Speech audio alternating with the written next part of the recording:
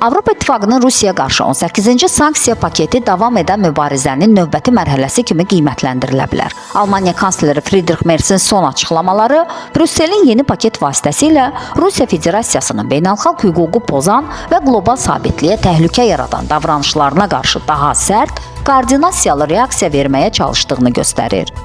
Merz açıq şəkildə bildirir ki, bu paket Rusiyanın Atlantik Okeanın hər iki tərəfində yaratdığı təhlükəsizlik təhdidlərinə cavab xarakteri daşıyır. Avropa İttifaqının hazırladığı 18-ci sanksiya paketi beynəlxalq münasibətlərdə sanksiyaların real effektivliyinə dair əsaslı və obyektiv qiymətləndirmə aparmaq zərurətini ortaya qoyur.